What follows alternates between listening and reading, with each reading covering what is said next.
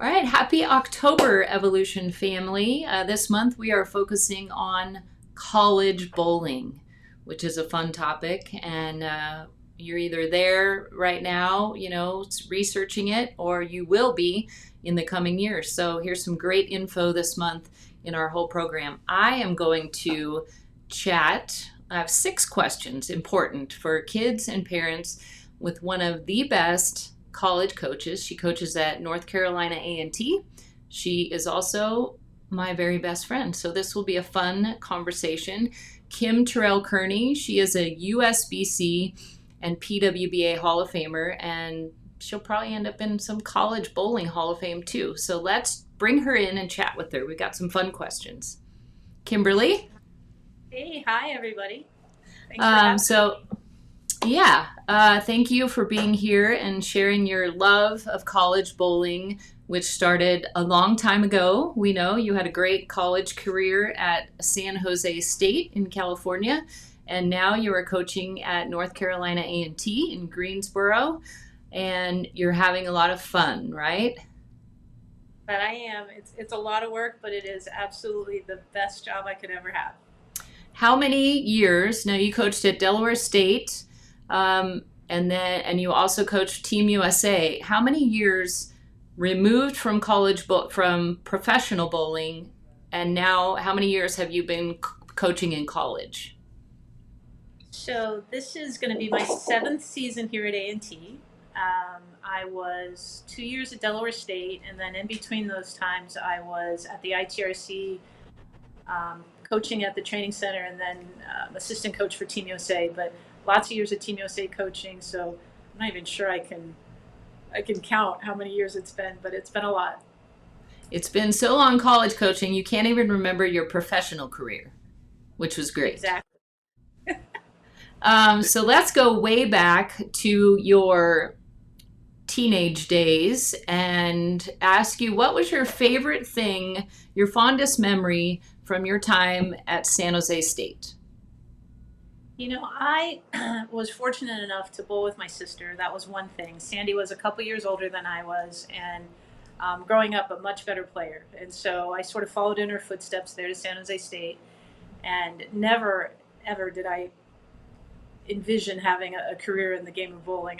Like I said, I don't know if I always say I was about 170 when I got there, probably about 175 at the end of my freshman year, and had every intention of transferring. They didn't have the major that I wanted, but I had great coaching, and I was going down that summer, and they kind of persuaded me to stay another year, and I just blossomed. I just got better and better, and fell in love with all that college bowling gives you, which is, friendships and teammates, and going after one common goal. And I had great mentors and examples in front of me, and I absolutely loved it. So actually, I didn't even think of, and I know your story, but I didn't really even think what a great lesson that to share with our evolution group, because we have all levels of bowlers in our group. We have beginner bowlers, we have, just multiple levels. So not the highest level of tournament bowlers.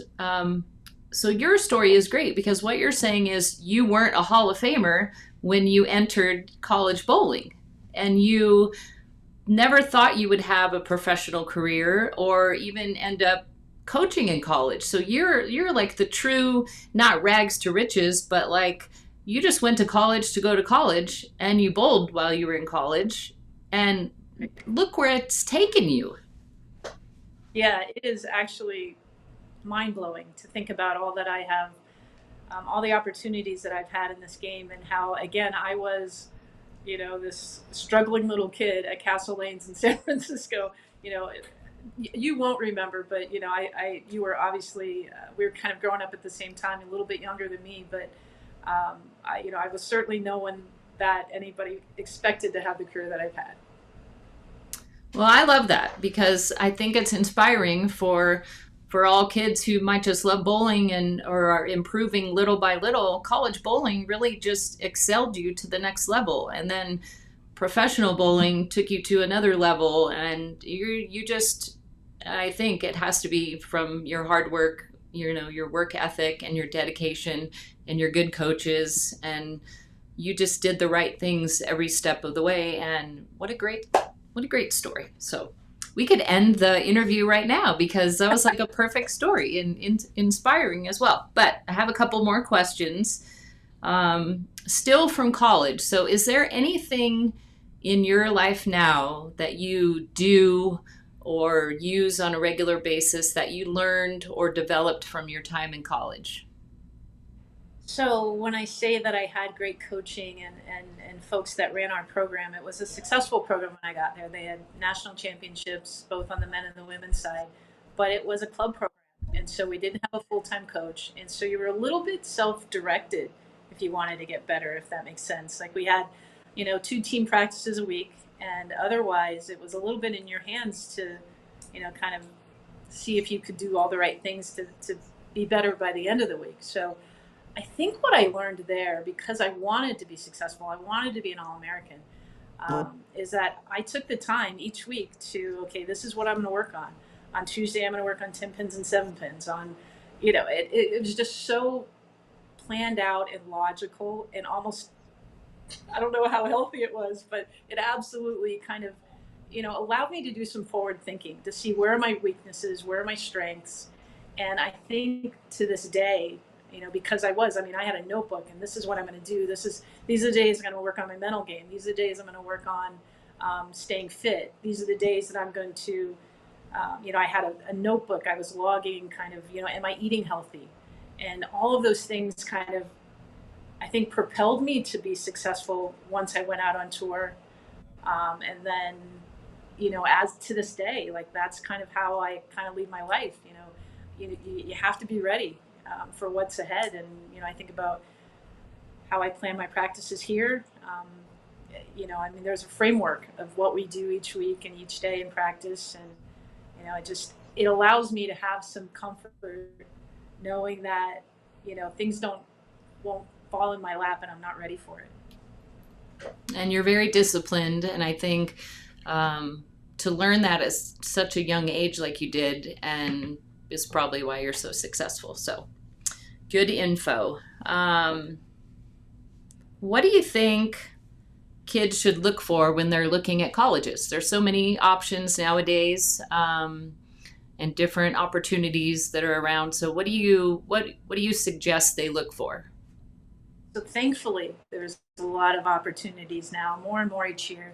At the NCAA side, club bowling, varsity bowling, and AIA, there's so many choices. And, certainly the first thing that you should think about is what do you want to study? And make sure that, when you're making those decisions that obviously they have that program, those majors there.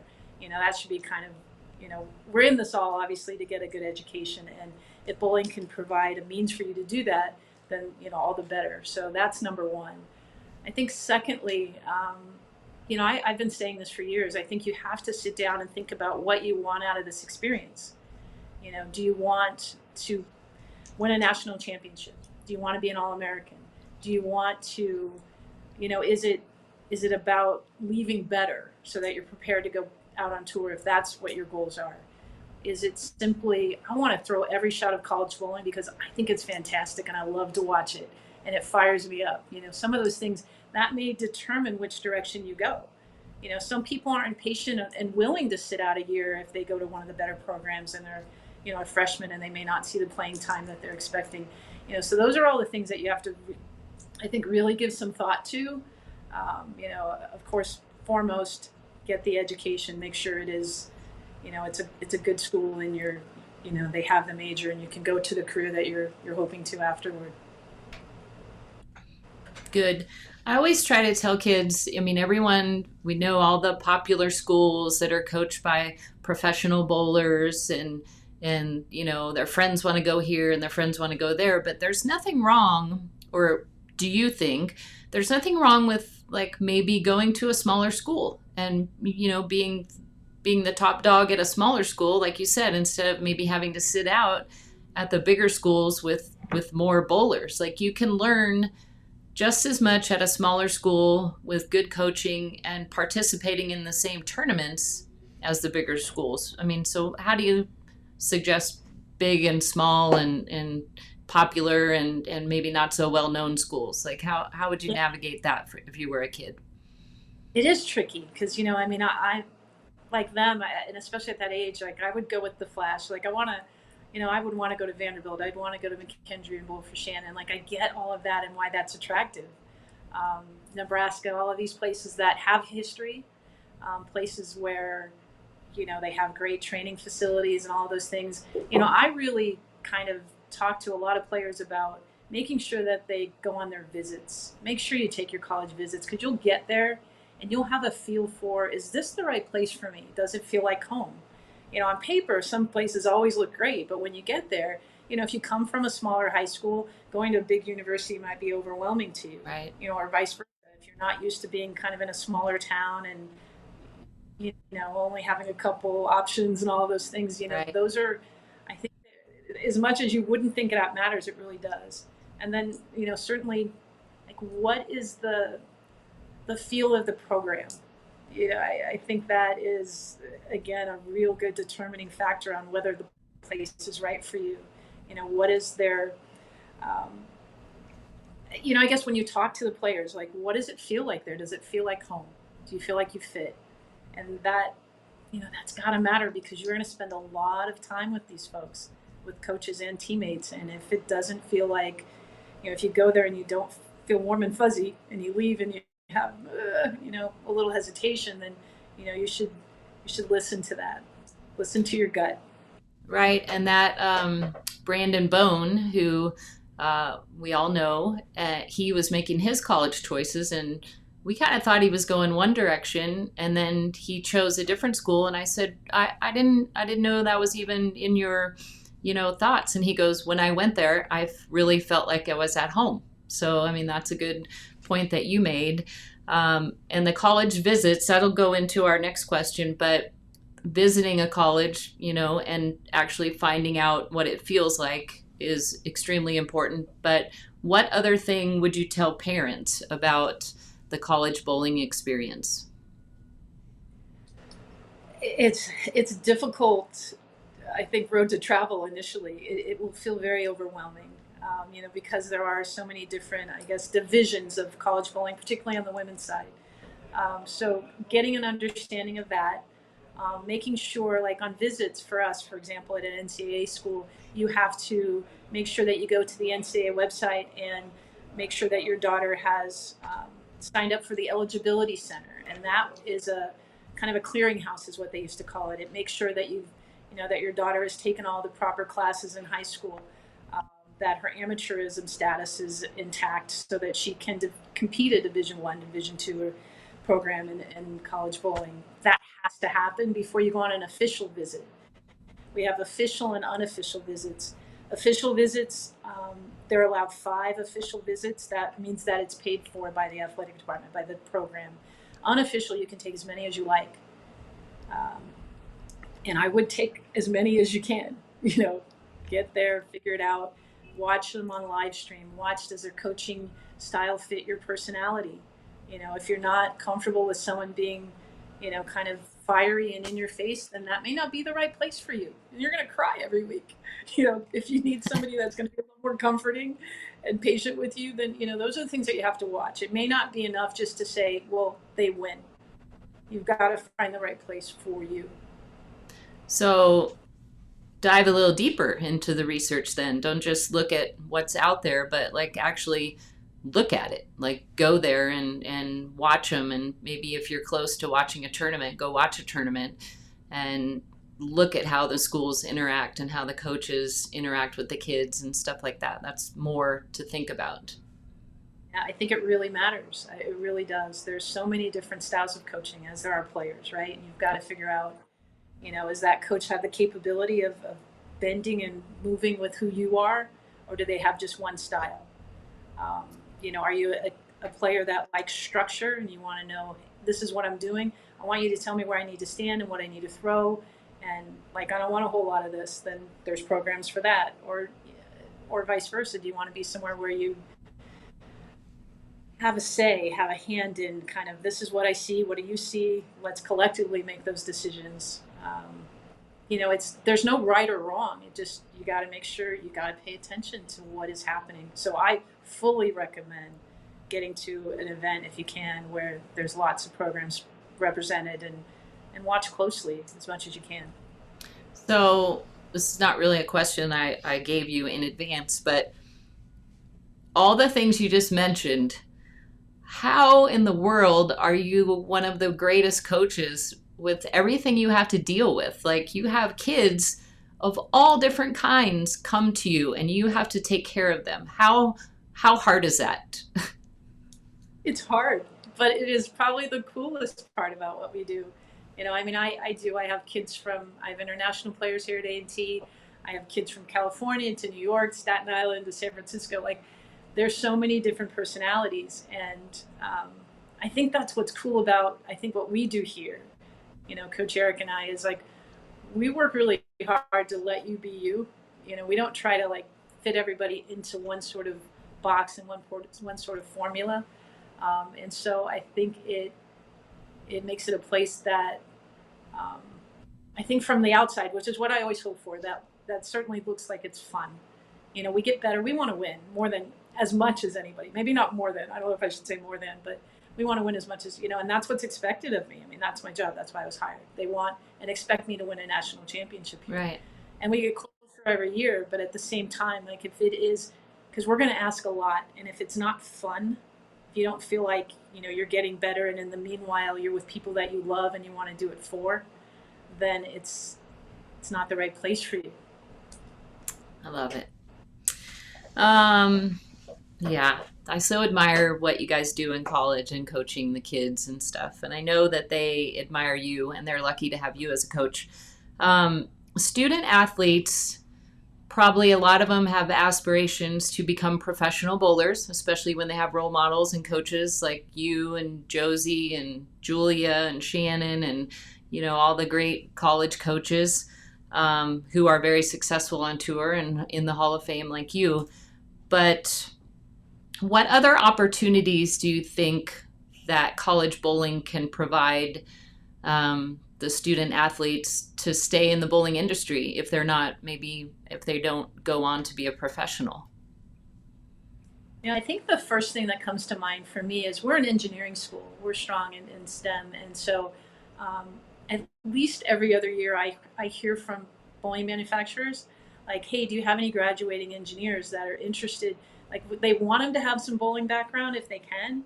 But, and I think it's fantastic. And, I mean, certainly I don't just stick with A&T kids. I look at all the other, Louisiana Tech is an engineering school, wherever, Arkansas State, wherever we can, kind of usher them over. I think is, to me, that's kind of the one example that sticks out the most. But um, I think that I coach in college bowling because I had such a great experience. I had great coaches, and so I wanted to do this because they mentored me. I had amazing parents, so there's no doubt. Leanne, you can speak to that. Yep. But there's something that Pat and Terry gave me that made me want to coach at this level. It's what I've always wanted to do. You can probably remember me. I was like, what am I going to do after I'm done bowling on tour? It's like, I want to coach in college so bad because I wanted to give back. I wanted to give, these athletes, and share my story and help them kind of, if I could navigate them through those difficult times and tough waters, give them just one thing that made it a little bit easier for them to get where they wanted to go. Um, that was, that's what I think I'm here for. And so, um, the idea of having more coaches, giving back, and at the college level, getting more women coaches involved, all of that is, there's so many directions that you can go. Even at USPC, when I worked there, I've had kids graduate here in mass communications, and they've come to me. Just the connections that you can make through your coaches and the time that you spend these 4 years in college can provide all kinds of opportunity. Agreed. I think there's plenty of opportunity even off the lanes. Um, This has been a great interview. I hope everyone's enjoying it as much as I am. Lastly, and you've already, like, we could see how much you enjoy coaching, but what do you think you most enjoy about being a college coach? I think I touched on it a little bit before. I think it is um, helping these young women kind of reach their goals. It doesn't, I haven't had, I don't, since I've been here, I don't have kids that initially that had aspirations to go bowl on the women's tour. What they wanted was maybe to leave here with a national championship, to be an all American, to be an all conference player. Um, but to get an education, all of my kids that since I've been here, each of them has pursued graduate degrees. They've left here with hopes of having a career in whichever field they studied while they're here or outside of that. And so I think what I love most about that is just I feel like I've had a hand in some way of helping them in the direction towards their dreams and preparing them for life after, right? Like you have to, things that you learn in college is time management and how to get along with people that, it's possible, shocking, that you may not like every one of your teammates. Well, the same thing happens in life when you have a job, right? Like you may not love and respect every one of your coworkers, but you've got to figure out how to go towards that common goal. You got to keep your job. You can't go there and cry and complain and like all of those things. I think that Eric and I, we're here to do that, to propel them towards wherever they want to go. I love it. I so appreciate you answering all of these questions with such compassion and knowledge that you have for our sport. Let's say you're one of the best people that bowling could have represent them, and you've done it all. So you speak with great knowledge and experience. So thanks for being here with the Evolution program this month, and we wish you and Coach Eric and all the Aggies a bunch of success this season. Thank you guys so much for giving me an opportunity to talk about what I love so much. Thanks to Storm for all of their support at every level of the game. So, I'm so proud to be involved with them. And good luck, everybody. Go get them. All right. Thanks, Coach Kim. Absolutely. So that was a great interview. And if you've listened to it once, maybe watch it again with your mom and dad, or if you're a mom and dad watching for the first time, watch it again with your kids and just listen to what Coach Kim talks about in the sport.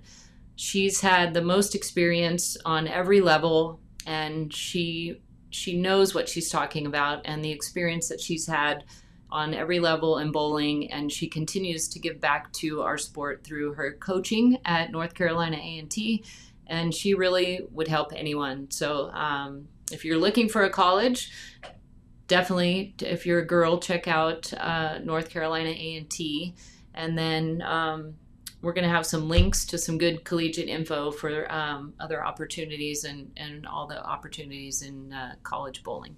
So happy October, happy College Bowling Month, and enjoy the rest of the lesson.